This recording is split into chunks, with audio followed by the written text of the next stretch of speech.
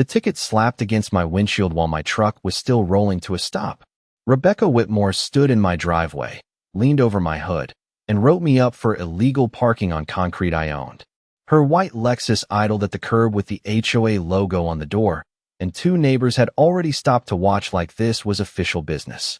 Then she pointed at my garage and said the next fine would include daily penalties and towing authorization, which was funny because the camera hub controlling every inch of that driveway was mounted 6 feet behind her head. She had my property in her hand, my name on her clipboard, and half the block looking on. She just didn't realize she was standing inside my system now. I killed the engine. The hot metal clicked under the hood. Coffee steam still curled from the cup in my console. Rebecca pressed the orange notice flat under my wiper with 2 perfect white nails and stepped back like she was presenting evidence in court. Improper vehicle positioning, she said. Visible from the street. Restricted under community standards. She said it loud enough for the audience. Mr. Donnelly across the street froze with his trash can halfway to the curb. A teenage kid on a bike slowed down and stayed there. The whole thing had that dead, quiet feeling right before a storm cracks open. I opened my door, and the smell of warm asphalt hit me first. Then printer ink. Fresh. She had printed that ticket minutes ago. "This is my driveway," I said. She smiled without showing teeth. "It's in visual range of the community," she said. "That makes it enforceable." Then she lifted her phone and took 3 photos of my truck from 3 different angles. Click, click, click, like she was building a case. That was escalation number 1. The second came 5 seconds later when she pulled a second paper from her folder and tapped it with her pen. "Repeat violations increase daily," she said. "If the board approves, your vehicle can be removed. Not from the street. Not from common property. From my own driveway." I stepped out slowly. Boots on rough concrete. My concrete. I poured this slab myself 3 summers ago with my father standing right beside me, shirt soaked through, finishing the edges with a steel trowel while cicadas screamed from the pines. That driveway wasn't decorative. It was measured, graded, sealed, and paid for in cash and overtime.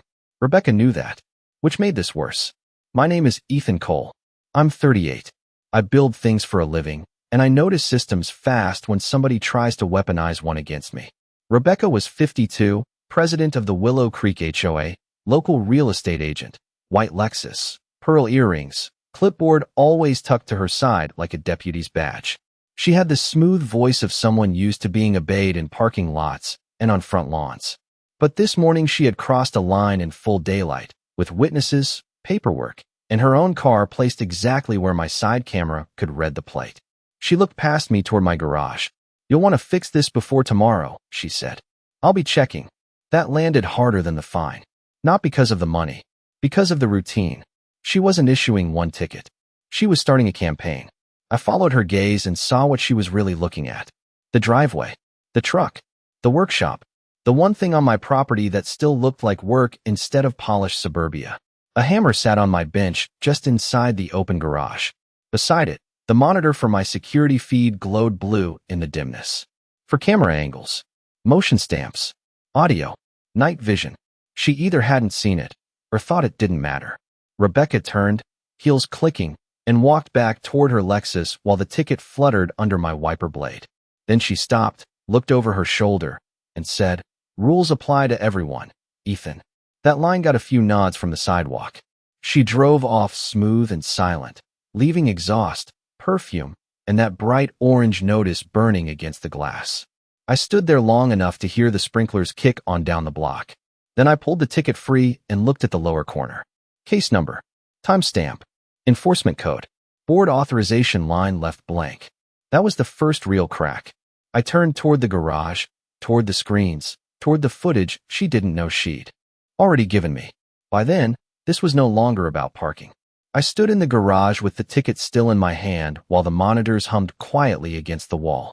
The blue glow washed over the workbench and caught the edge of the steel tools lined up in perfect rows. Outside, the sprinkler system clicked in steady intervals, water tapping against the concrete like a metronome. I did not rush. I walked over to the control panel and tapped the screen once. The camera feed shifted. For angles, front curb, driveway edge, garage interior, side yard. Rebecca had parked right in frame, clean and centered, Her Lexus angled just enough to show the HOA decal on the door. I scrubbed back 10 minutes. There she was again, stepping out before sunrise, folder already in hand, moving like she owned the place. That was not random. That was routine. I zoomed in on the timestamp. 5:58 in the morning. Same time she said she would be back tomorrow. That told me everything I needed to know about how she operated. I set a marker on the footage and let it loop once. The sound picked up faintly through the exterior mic. The soft click of her pen, the rustle of paper, even the low hum of her engine idling. Every detail sat there, waiting. I leaned against the workbench and let the scene play again, slower this time. That was when I noticed something else. The curb line. Her rear tire sat just over the painted boundary where the street met the driveway entrance. It was subtle, half an inch at most, but it was enough. If my truck counted as a violation for being visible from the street, then her car counted for blocking access space. Same rule, same angle, different target. I did not smile. I just marked the frame and saved it. Then I pulled up the previous night. Midnight to 4 in the morning. The neighborhood looked quiet at first. Empty street. Porch lights glowing. Then at 2:17, a different car rolled through and stopped near the same spot. Dark sedan. Tinted windows. It idled for a full minute before pulling away. Plate visible for 3 seconds under the street lamp. I froze the frame. It belonged to Mark Jensen, vice president of the HOA. I knew the car. Everyone did. I tagged that clip too. The pattern was already forming. Not clean enforcement. Selective enforcement. I straightened up and walked to the open garage door. The morning air felt cooler now. The smell of wet grass drifted in from across the street. Mr. Donnelly was back outside, slowly dragging his trash can to the curb like nothing had happened. But his eyes flicked toward my driveway twice. People were watching. They just were not saying anything yet. I stepped back inside and looked at the ticket again. The bottom corner still bothered me. Board authorization line blank. No signature. No approval stamp. Just Rebecca's handwriting and a printed code. That meant she acted first and justified later. That kind of system always leaves gaps. I set the ticket on the bench and pulled open the drawer beneath it. Inside sat a small stack of USB drives, labeled by date. I picked one and plugged it into the side port. Backup initiated. The progress bar crawled across the screen. Slow. Steady. No mistakes. I let it run while I moved to the side yard camera feed. That was where most people forgot to look. The angle caught the edge of the driveway and part of the sidewalk. At 5:57, 1 minute before she walked in, a shadow crossed the frame. I paused it, rewound, played it again. A second figure. Not Rebecca. Taller. Broader. He stepped just out of frame before she arrived. I pushed the zoom as far as it would go. Shoes. Dark slacks. A folder tucked under his arm. He had been there first. That meant she was not working alone this morning. I leaned closer to the screen, listening to the faint scrape of fabric against concrete captured by the mic. 2 sets of footsteps. 2 different rhythms. One lighter. One heavier. They overlapped for a second, then split. That was coordination, not coincidence. I saved that clip under a new tag and sat back. The room felt quieter now, like everything had settled into place. This was not about a parking spot anymore. This was a system being used on purpose, with timing, with witnesses, and with just enough pressure to make people fold without asking questions. I looked at the driveway again through the open garage. Sunlight had finally cleared the rooftops and hit the concrete full on. Every line, every edge, every inch of it visible from the street, just like she said. I reached over and set a new alert on the system. Motion detection. Early hours. Same time window. Tomorrow morning, nothing would be missed. I turned off the monitor and let the screen go black. The reflection staring back at me looked calm, focused, ready, because now I knew something she did not. She was not the only one documenting this neighborhood. I woke up before the alarm and the house felt different. Quiet in a way that meant something was already in motion. The clock on the nightstand read 5:41, 10 minutes earlier than the timestamp from yesterday. I did not hesitate. I pulled on jeans, grabbed my boots, and walked straight to the garage without turning on a single light. The monitors were already glowing faint blue in the dark, waiting. I tapped the screen and the feeds came alive. Front curb. Empty. Driveway. Clear. Side yard. Still. I checked the motion log. Nothing yet. That meant they had not arrived. Not today. Not early. I leaned against the wall and listened. The house settled behind me with soft creaks. Outside, a distant engine rolled somewhere down the block, low and smooth. Then it stopped. 5:56. 1 minute early. I moved closer to the screen. The front camera flickered for half a second. Then a shadow slid into frame. Same angle as yesterday. Same approach. The Lexus came to a slow stop, tires barely crunching the gravel at the edge of the curb. Rebecca stepped out, folder already tucked under her arm. But this time, she did not walk alone. Mark Jensen followed 2 steps behind her, adjusting his jacket as he crossed into my driveway like it belonged to him. They did not speak at first. Rebecca walked straight to my truck. Same spot. Same angle. She bent down and ran her fingers along the edge of the hood like she was checking alignment. Mark stayed back near the curb, scanning the street. Watching. That was new. I felt my jaw tighten slightly. Not anger. Precision. 2 people meant 2 signatures. 2 people meant intent. I hit record again, even though the system was already running. Red dot blinking in the corner of every feed. Rebecca pulled out another orange notice. Fresh print. She smoothed it against my windshield with slow, deliberate pressure. Then she stepped back and nodded once toward Mark. He walked forward and glanced at the paper like he was verifying it. No hesitation. No question. Just approval without ink. That was escalation. They were formalizing something without actually formalizing it. I zoomed in on his hand. No pen. No signature. Just presence. That mattered more than anything written. Rebecca lifted her phone again. Click. Click. Click. Same 3 angles. Same routine.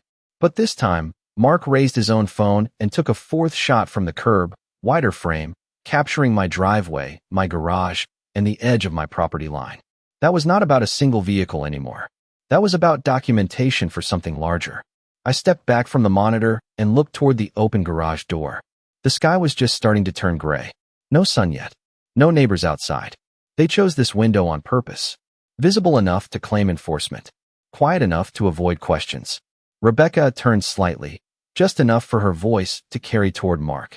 We will log this as repeat noncompliance, she said. Her tone stayed calm. Measured. Practiced. Mark nodded once and glanced down at the curb again. His shoe shifted half an inch forward, crossing the same line I had marked last night. I froze the frame in my mind before even touching the screen. That was the 2nd violation in less than 10 seconds. Same rule. Same boundary. Different enforcement. I saved the timestamp without looking. My fingers already knew where the controls were. Outside, Rebecca adjusted the paper under my wiper blade again, making sure it sat perfectly flat. Then she turned toward the garage and looked directly at the dark interior. At the monitors, she could not see. At me, even though she did not know I was standing there. For a second, everything went still. No wind. No movement. Just that quiet stretch where something shifts from routine to deliberate pressure. Then she smiled. Small. Controlled. Like she had already decided how this would end. He will either comply, she said softly, or we escalate. Mark did not respond. He just took one more photo and stepped back toward the street. Rebecca followed, heels clicking lightly against the concrete as she walked away from my truck. The Lexus door shut with a muted thud. The engine came back to life, smooth as before. They pulled off together without looking back. I stood there in the dark garage, listening to the sound fade down the street. Then I turned back to the monitors.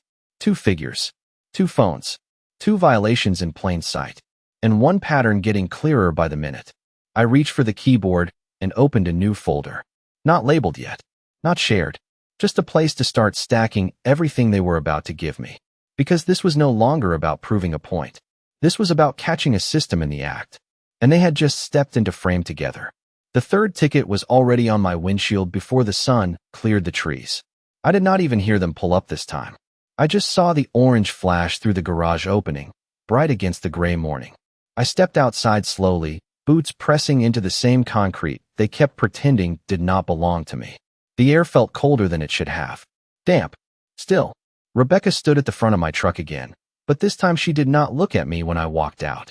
She was focused on the paper, pressing it down carefully like she was sealing something permanent. Mark stood closer than before. Not at the curb. Halfway up my driveway now. That was new. He crossed the line without hesitation, shoes planted square on the surface he had no authority over. I stopped a few feet from them and let the silence sit. Neither of them rushed. Rebecca finished smoothing the notice, then stepped back and finally met my eyes. Third notice, she said. Escalation phase.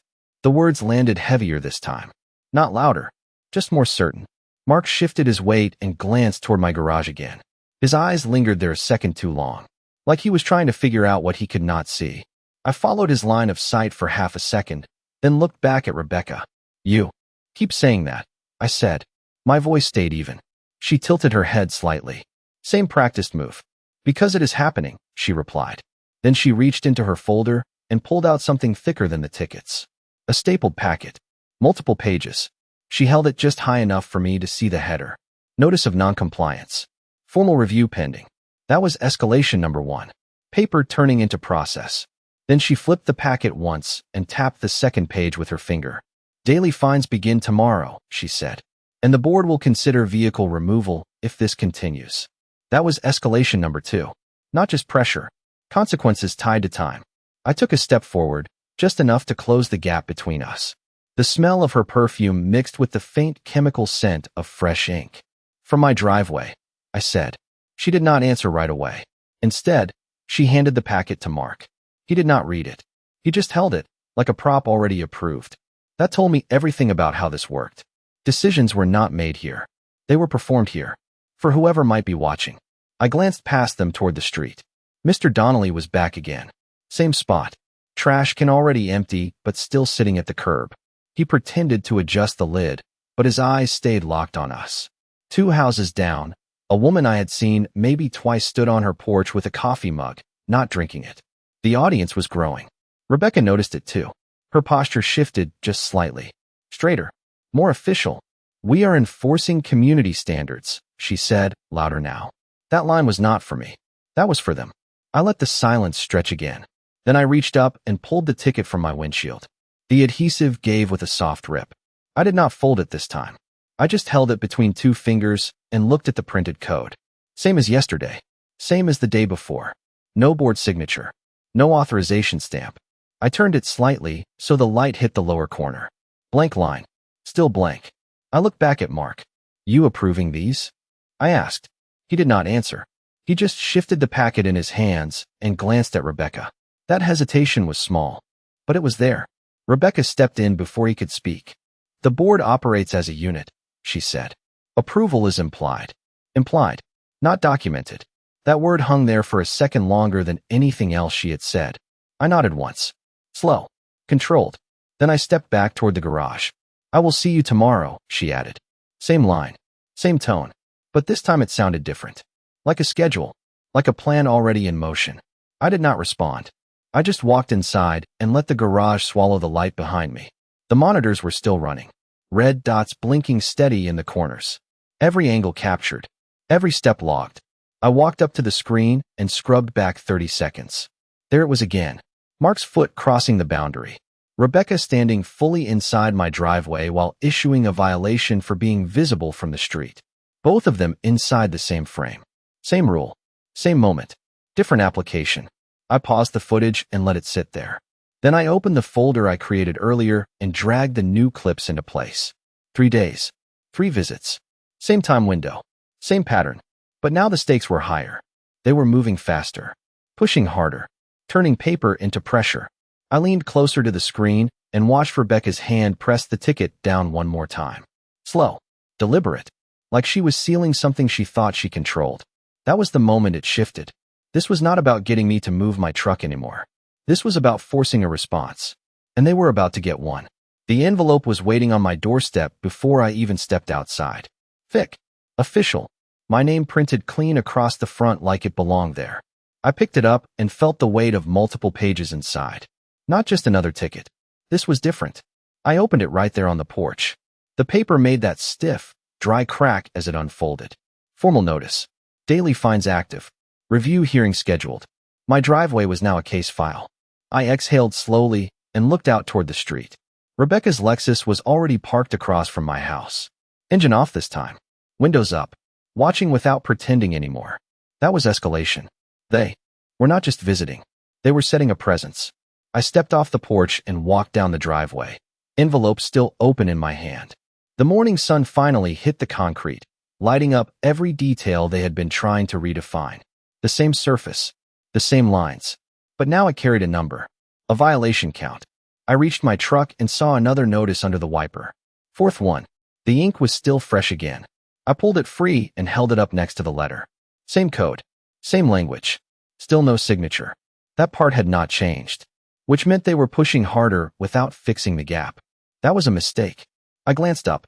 Rebecca was still in the car. She did not move when our eyes met. No clipboard this time. No performance. Just observation. Mark was not there. That told me something too. Different roles. Different timing. I turned back toward the garage and walked inside, letting the door stay open behind me. The monitors flickered as I stepped in. New motion alerts stacked along the side of the screen. I tapped one. Early morning. Before the envelope arrived. Rebecca walking up alone this time. No folder. No papers. Just checking. That was not enforcement. That was surveillance. I scrubbed forward. 5 minutes later, a delivery van rolled up and dropped the envelope. Same window. Same pattern. They were controlling the timeline down to the minute. I leaned closer to the screen and zoomed in on the van. No company logo. Temporary plates. That was not standard service. I paused the frame and saved it. Another piece. Another layer. I stepped back and looked at the board I had started building on the wall beside the monitors. Photos printed. Clips labeled. Times marked. 3 days had turned into a structure. Not complete yet, but clear enough to see the shape forming. I picked up the envelope again and flipped to the last page. Hearing date. 48 hours from now. Fast. Too fast for a normal process.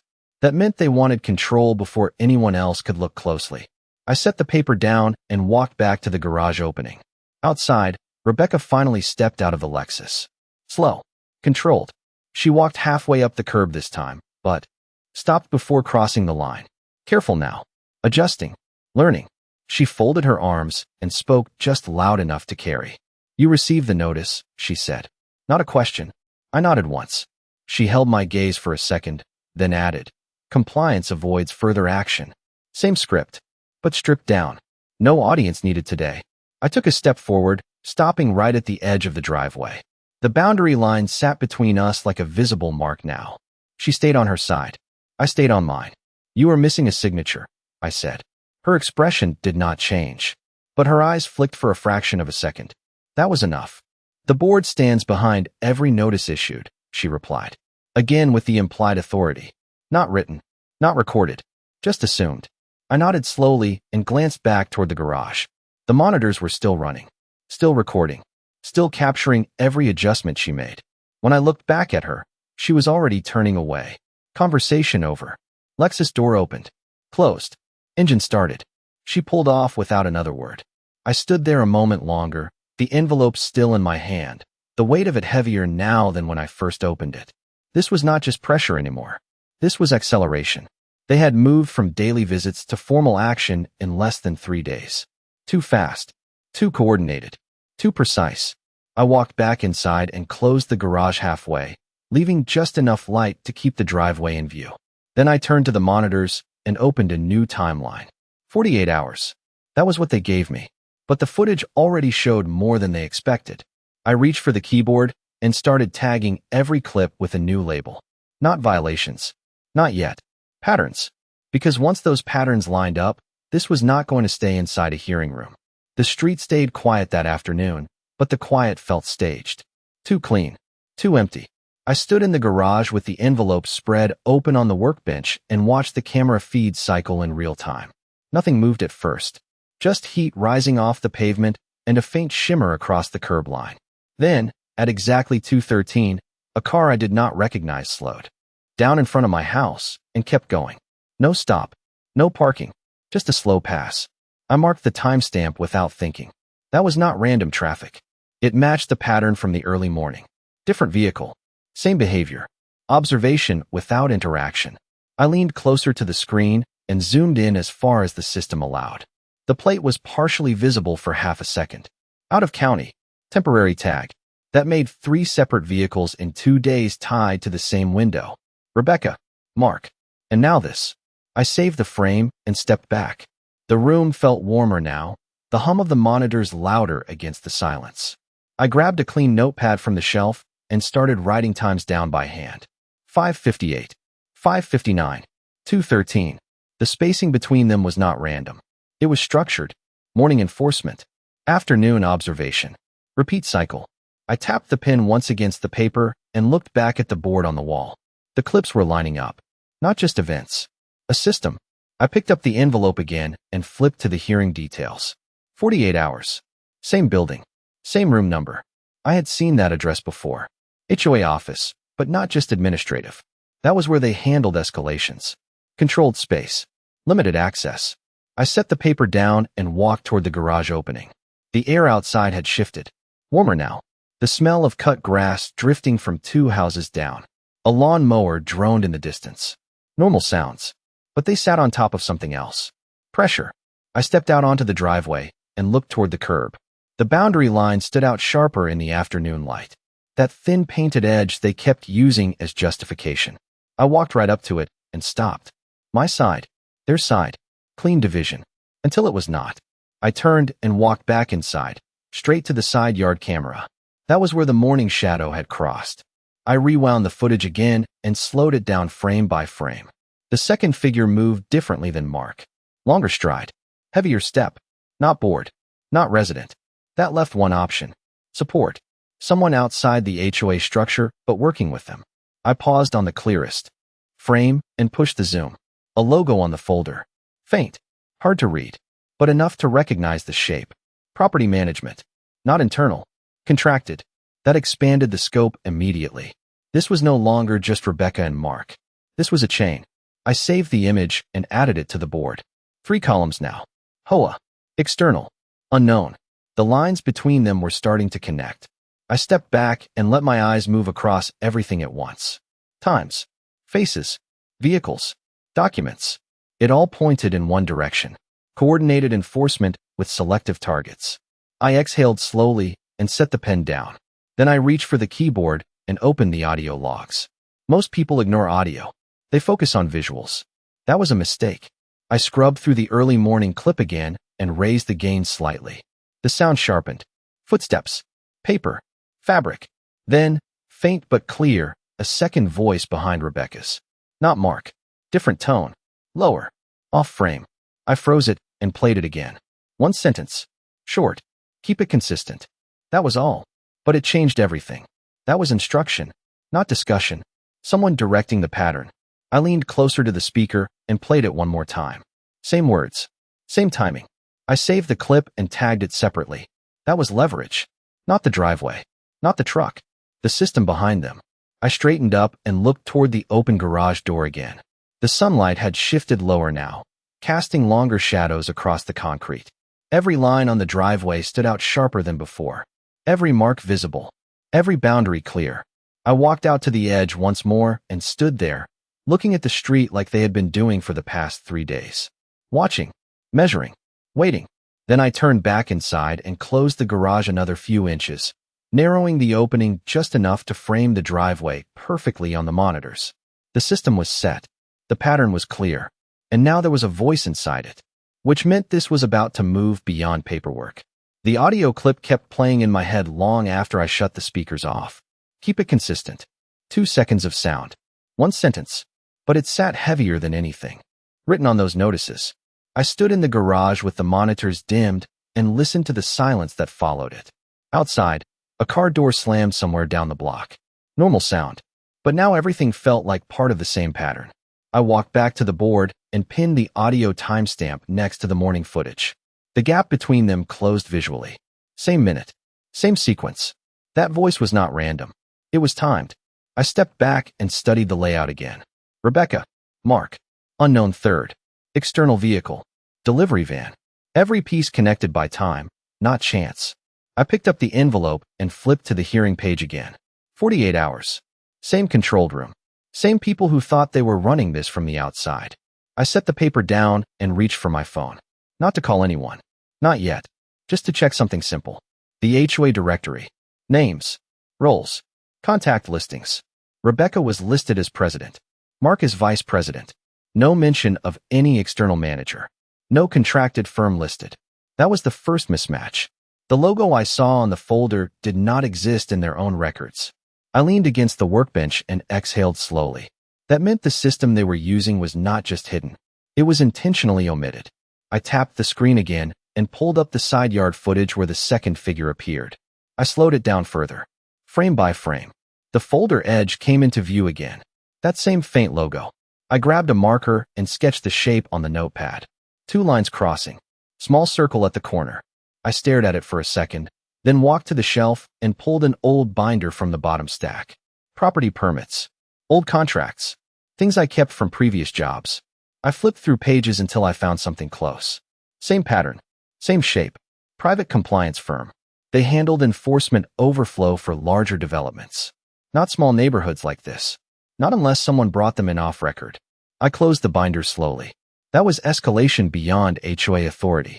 That was outsourcing enforcement without documentation. I walked back to the monitors and pulled up the audio clip again. This time I watched. The waveform instead of the image. The voice spike sat clean in the middle. No background distortion. Close range. That meant the speaker stood within a few feet of Rebecca when he said it. Not across the street. Not in a car. Right there. Inside my driveway. I zoomed into the frame just before the audio hit. The shadow moved again. Slight shift. The angle matched the voice direction. That confirmed it. The third person had been standing just outside the visible frame, directing both of them. I saved the frame and added a new label on the board. Control. Not authority. Not enforcement. Control. I stepped back and let that word sit there. Everything changed with that. This was not Rebecca making decisions. This was someone else setting the pace and using her to execute it. I turned toward the open garage door and watched the driveway for a moment. The sun had dropped lower now, casting long shadows across the concrete. The boundary line looked darker, sharper, like it meant more than just a painted edge. I walked out and stood right at that line again. The same spot they kept crossing when it suited them. The same line they used to define violations when it suited them. I crouched down and ran my fingers across the surface. Rough texture. Solid. Measured. No ambiguity. I stood back up and looked toward the street. A car passed slowly, then kept going. Same behavior as earlier. Observation cycle still active. I turned back inside and closed the garage just a little more, narrowing the frame again. Then I walked to the monitors and opened a new sequence. I layered the clips together. Morning enforcement. Afternoon observation. Audio directive. External presence. One timeline. One pattern. No gaps left. I leaned closer to the screen and watched it play through from start to finish. Every move they made lined up exactly where it should. That meant I could predict the next step. Tomorrow morning. Same time. Same routine. But now I knew there would be 3 of them, not 2. And one of them would not want to be seen. I reached for the keyboard and set a new camera angle to record wider coverage of the driveway edge and side yard together. No blind spots. No shadows. Left untracked. Then I sat back and let the system run. Because the next time they stepped onto that concrete, they were not just issuing notices anymore. They were exposing whoever had been standing just out of frame. The alarm on the system went off at 5:57 before I even stepped into the garage. Not loud. Just a sharp tone through the speaker that cut through the silence like a signal. I moved fast this time. No hesitation. No lights. Just straight to the monitors. The feeds came alive instantly. Front curb. Lexus already in position. Engine running. Rebecca stepped out. Same as before, folder in hand. Mark followed 2 steps behind, scanning the street like he always did. But this time, the side yard camera picked up something new before either of them moved. A third figure entered frame from the blind spot I had closed the night before. Clean angle. No shadows hiding him now. Dark jacket. Folder under his arm. Same logo I had sketched. He did not step onto the driveway right away. He stopped at the edge, just outside the painted line, and watched Rebecca work. That was control, not participation. I leaned closer to the screen and raised the audio gain. The mic picked it up immediately. Footsteps. Paper. Then his voice again. Clearer this time. Keep it consistent. Same code. Same sequence. No hesitation. No uncertainty. He was not advising. He was directing. Rebecca nodded slightly without looking at him. She already knew the script. Mark adjusted his position and stepped forward, crossing the boundary line like it meant nothing. Second violation in under 10 seconds again. Same pattern. Same mistake. I tagged the frame instantly. The red recording icon blinked steady in the corner. Everything was clean. Everything was visible. Rebecca pressed the new notice onto my windshield with slow precision, then stepped back and took her photos. 1, 2, 3. Mark added his fourth shot from the curb again. Wider angle. Same as yesterday. But now the third figure moved. He stepped forward just enough to enter the frame fully. Face clear. No obstruction. He looked down at the ticket, then toward my garage, toward the cameras he still did not realize were capturing every second. That was the moment. The gap closed. Identity revealed. I froze the frame and zoomed in. The logo on his folder matched the one in the binder exactly. Private compliance firm. Not listed. Not disclosed. I saved the image under a new tag. External authority confirmed. I leaned back slightly, letting the sequence play through once more. Rebecca spoke next. Repeat non-compliance logged, she said, voice steady. The third man nodded once. Good. Keep the timing tight, he replied. Timing. Not rules. Not violations. Timing. That word locked everything into place. This was not enforcement. This was a schedule designed to build pressure.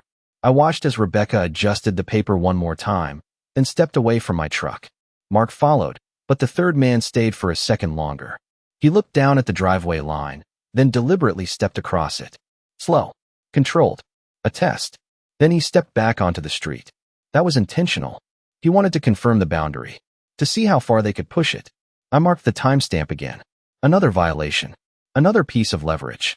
Outside, the sky was just starting to lighten. No neighbors yet. No audience. They had shifted the timing earlier. Tighter window. Less visibility. But now I had everything I needed. I stepped back from the monitor and let the system continue recording.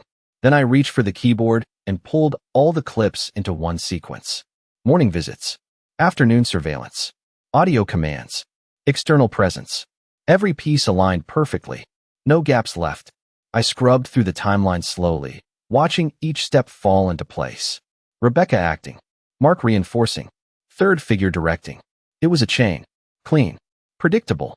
And now completely exposed. I turned toward the garage opening and looked out at the driveway again. The same concrete. The same line. But now it was evidence. Not just property. I stepped forward and stopped at the boundary, just like they had. My side. Their side. Only now the difference mattered. I looked back at the monitors, at the frozen frame of the third man, standing clearly in view. No shadows. No blind spots. Then I reached down and printed the still image. The printer hummed softly behind me. The same sound I had heard on those early morning tickets. This time it was mine. The paper slid out warm. I picked it up and held it for a second, looking at his face. Then I set it on the board next to Rebecca and Mark. 3 names. 1 system. Fully mapped. I exhaled slowly and turned back to the screen. The hearing was less than 24 hours away now. And for the first time, I was not walking into it blind. Because they had finally stepped into the light. The house felt quieter that night than it had all week. No cars passing. No footsteps outside. Just the low hum of the system and the occasional tick from the cooling engine in the garage. I stood in front of the board with the printed images lined up in a row. Rebecca, Mark, and the third man. 3 faces that had moved through my driveway like it was theirs to control. Now they sat frozen under white light, every detail sharp and undeniable. I reached out and adjusted the last photo slightly, aligning it with the others. Clean. Precise. Just like their pattern. I stepped back and let my eyes move across the timeline again. Morning enforcement. Afternoon observation. Audio direction. External coordination. Every piece connected without a gap. That meant tomorrow would not be different. It would follow the same structure. Same time. Same sequence. The only question was how far they planned to push it inside that hearing room. I turned toward the workbench and picked up the envelope again. The hearing notice felt heavier now, like it carried more than just paperwork. It was a stage. Controlled space. Limited variables. They expected me to walk in with nothing but those tickets and react. That was the mistake. I walked over to the monitors and opened the full sequence one more time. This time I let it play without interruption. No pauses. No rewinds. Just the full flow from start to finish. Rebecca stepping in. Mark reinforcing. The third man directing. Every movement timed. Every word placed. When the clip ended, I did not move right away. I just listened to the silence that followed it. Then I reached for the keyboard and started building a new file. Not clips. Not notes. A single sequence. Clean timeline. No gaps. No breaks. Every violation layered against their own rule. Every step crossing the same boundary they tried to enforce. I added the audio last. Keep it consistent. That line sat right in the middle of everything, tying it all together. I saved the file and exported a copy to the drive in my hand. Small. Simple. But it held everything. I set it on the workbench next to the printed images and looked at the clock on the wall. 11:37. Less than 12 hours until the hearing. I walked over to the garage door and pulled it down slowly until it clicked shut. The sound echoed through the space and settled into silence again. No more open view. No more visible setup. Everything now moved inside controlled space. I turned off the overhead light and left only the monitors glowing in the dark. The driveway filled the screens. Empty now? Still, but not inactive. I walked back to the board one last time and looked at the third man's photo again. His expression stayed neutral, controlled, like he expected everything to follow the plan he set. I picked up a marker and wrote one word beneath his image. Control. Then I capped the marker and set it down. I moved to the side table and gathered the envelope, the printed photos, and the drive. One stack. No extras. No clutter. Just what mattered. I placed it all into a plain folder and closed it. The click of the tab felt final. I stood there for a second, letting the weight of it settle in my hands. Then I walked toward the door and paused just before stepping out. Something shifted in the quiet again. Not outside. Inside. The kind of shift that happens when a line stops being something you defend and becomes something you use. I stepped out into the cool night air and locked the door behind me. The street looked exactly the same as it had all week. Calm. Ordered. Controlled. But now I knew what sat underneath it. I turned back once, just long enough to see the reflection of the house in the dark window. Then I walked away from the driveway without looking down at the line they kept crossing. Because tomorrow, that line was not going to stay on the ground. I pulled into the parking lot 10 minutes early and killed the engine before the radio even finished fading out. The building sat low and square across from me. Beige walls, tinted windows, nothing about it standing out. But I had seen that address on the notice enough times to know exactly what it was. Controlled space. I stepped out and felt the morning air hit colder than it should have been. The sun had not fully risen yet, just enough light to stretch shadows across the asphalt. I closed the truck door and the sound echoed once, sharp, then gone. No one else in the lot. Not yet. That meant I was first. I walked toward the entrance with the folder in my hand, the weight of it steady, not heavy, just precise. Inside, the air smelled like paper and coffee that had been sitting too long on a warmer. Fluorescent lights hummed overhead. A reception desk sat empty. No greeting. No sign-in sheet. Just a hallway leading back toward a door marked Conference Room B. I did not slow down. I pushed the door open and stepped inside. The room was already set. Long table. 3 chairs on one side. 1 chair on the other. Water bottles placed evenly. Not random. Staged. I walked to the single chair and set my folder down in front of it. Then I stayed standing. The clock on the wall read 8:52. 8 minutes early. Enough time for them to enter on schedule. I listened. Footsteps outside the hallway. 2 sets at first. Then a third, slightly heavier, joining them just before the door opened. The handle turned slowly. Rebecca stepped in first. Same posture. Same control. Mark followed, holding a thin stack of papers. And then the third man entered behind them, closing the door with a quiet click that sealed the room. No audience now. No street. No neighbors watching. Just the system, exactly where they wanted it. Rebecca did not sit right away. She walked to her side of the table and placed her folder down with measured precision. "Mr. Cole," she said, voice calm, "we are here to review ongoing noncompliance." The words echoed slightly in the room, flattened by the walls. I nodded once and pulled out my chair. Slow. Controlled. I sat down without opening the folder yet. Mark took his seat next, already flipping through his pages like he needed to stay ahead of something. The third man stayed standing for a moment longer, watching me. Not hostile. Not friendly. Just measuring. Then he sat last, directly across from me. That confirmed it. He was not support. He was the center. Rebecca began speaking again, outlining the same points from the notices. Dates, times, violations.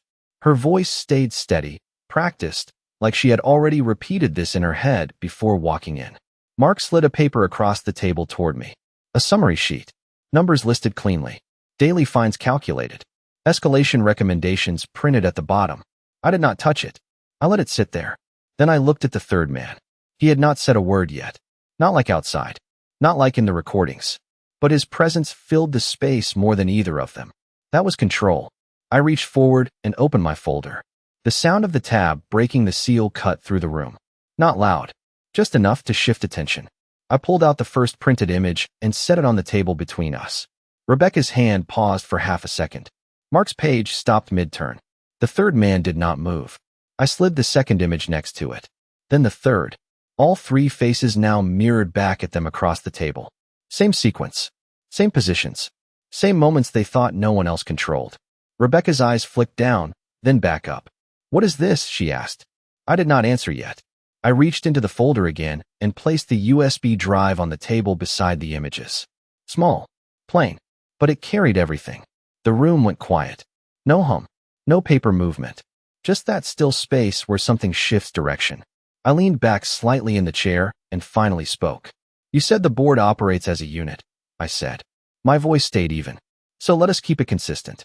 The third man's eyes narrowed just enough to register the change. Not surprise. Recognition.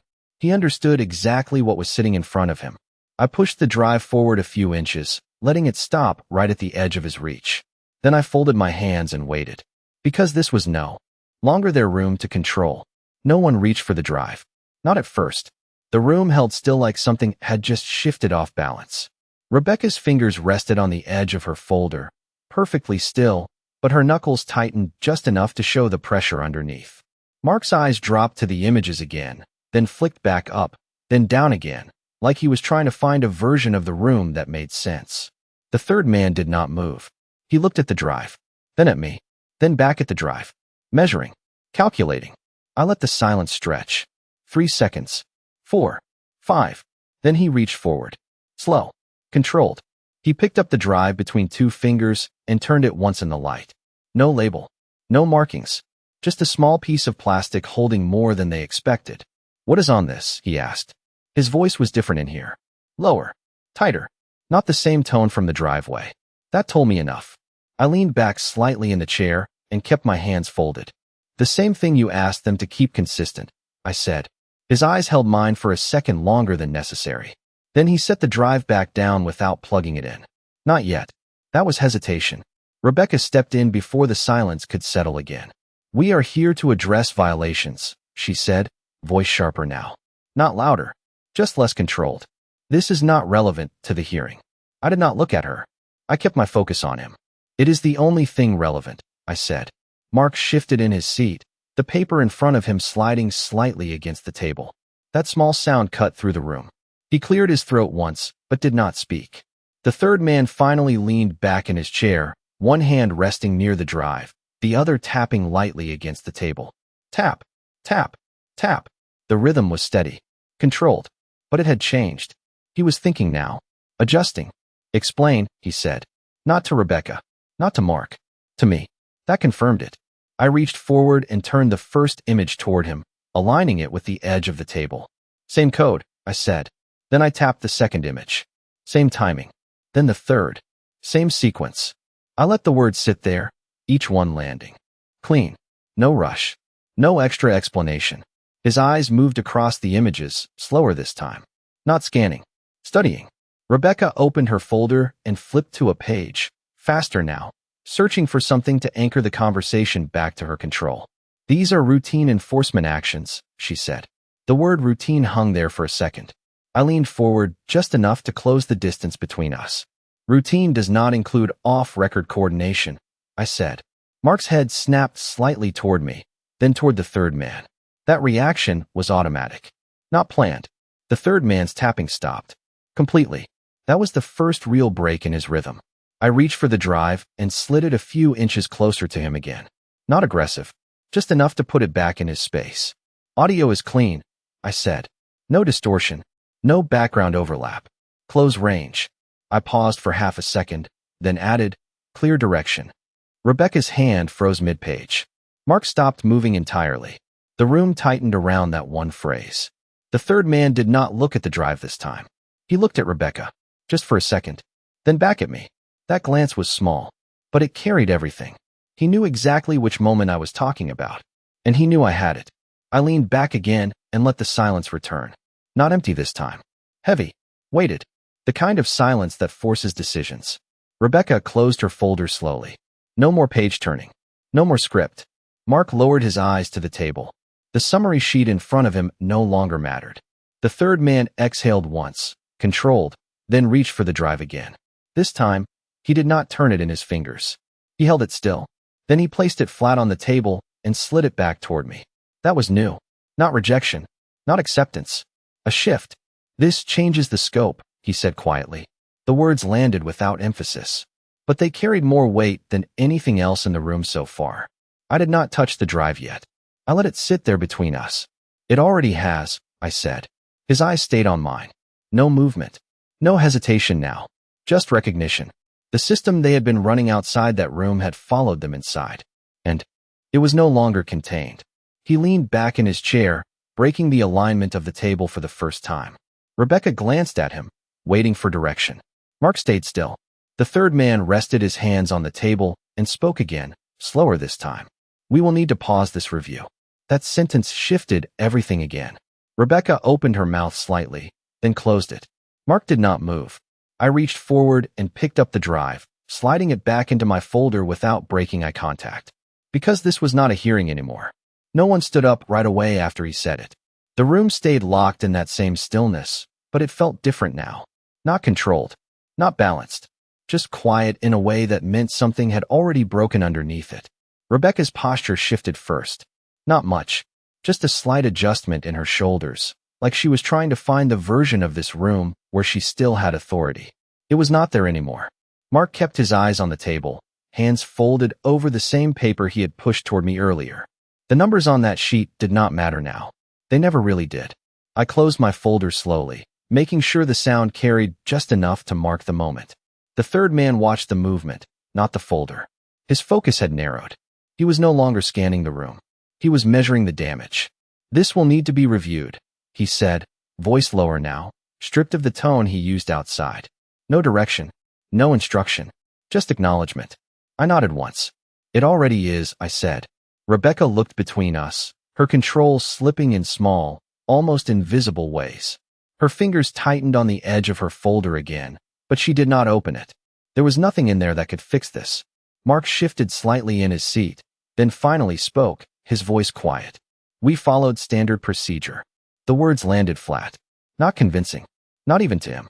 I looked at him for a second, then back at the third man. Standard is documented, I said. Consistent. I let that word sit there again. He did not respond right away. He leaned back further in his chair, creating space between himself and the table for the first time. That distance mattered. It broke the alignment they had walked in with. Rebecca noticed it. Her eyes moved to him, waiting. Not leading. Waiting. That was the shift. The room no longer moved on her timing. He exhaled slowly and placed both hands flat on the table, palms down, like he was resetting something internal. All enforcement actions will be suspended pending internal review, he said. Each word deliberate. Measured. Not for me. For her. For Mark. Rebecca blinked once. Then again. The pause between those two blinks stretched longer than anything she had said all morning. Suspended? She repeated. Not questioning the decision. Questioning the loss of control. He did not look at her when he answered. Effective immediately. That ended it. Clean. Direct. No room to adjust. Mark lowered his head slightly, the paper in front of him sliding another inch across the table as his grip loosened. The summary sheet that had started this meeting sat there now, like something left behind. I reached forward and pulled the images back into my folder, one by one. Slow. Controlled.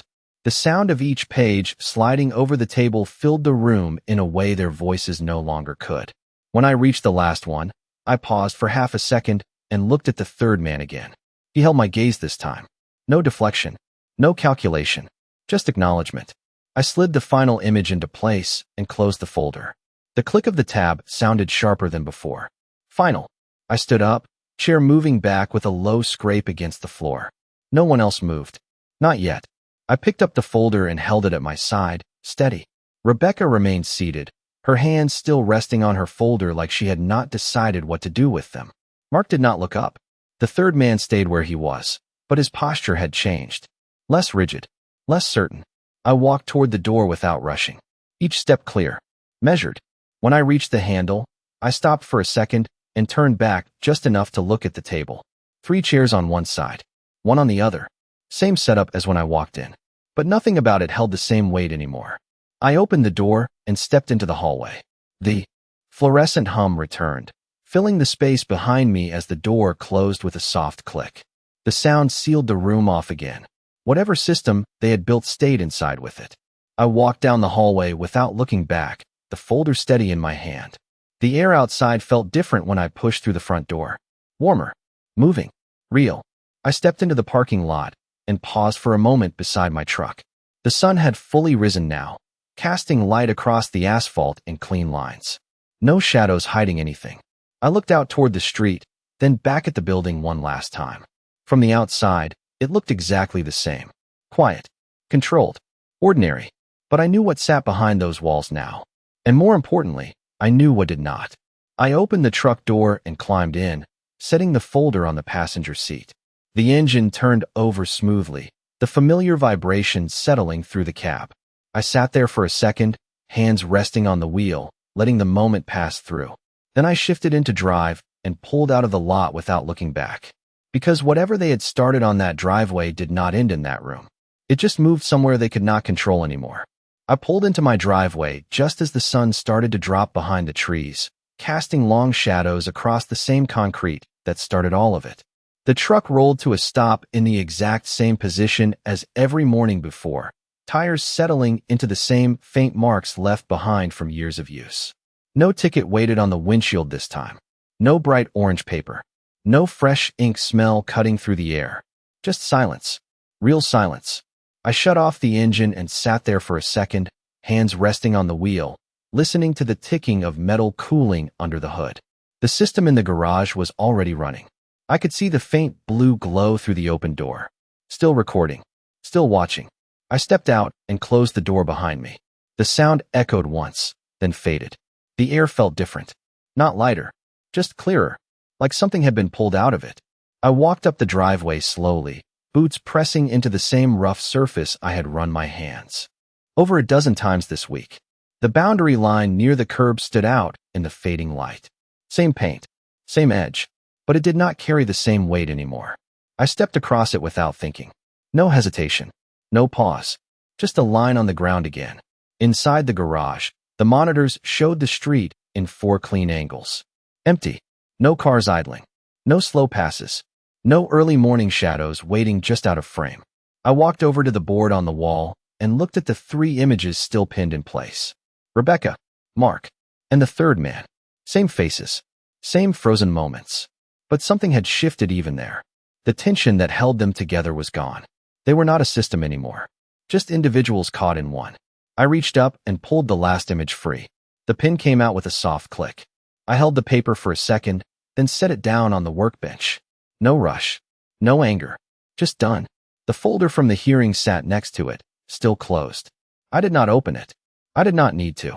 Everything that mattered had already happened. Outside, a car door shut somewhere down the block. Normal sound. Everyday movement. I walked back to the garage opening and leaned against the frame, looking out at the street. Mr. Donnelly was at his mailbox again, sorting through envelopes like nothing had changed. 2 houses down, the same woman stood on her porch, coffee in hand. But this time she actually took a sip. The neighborhood had reset itself. Quietly. Without announcement.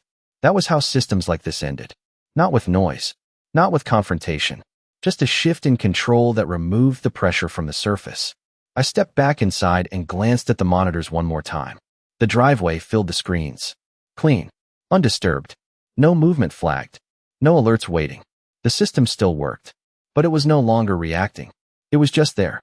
I reached over and powered down one of the screens. Then another. The hum softened slightly, but did not disappear. I left the main feed running. Just in case. Habit more than necessity now. I walked to the workbench and picked up the envelope from the hearing. The paper felt lighter this time. I opened it slowly and flipped to the last page. A new line had been added at the bottom. Short. Clean. Enforcement actions suspended pending review. No signature from Rebecca. No note from Mark. Just a typed line with a timestamp. I closed the envelope and set it back down. That was enough. I turned toward the driveway again and walked out into the fading light.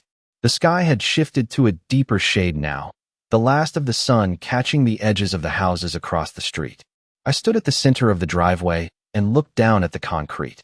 Same surface, same marks, same history, but now it carried something else.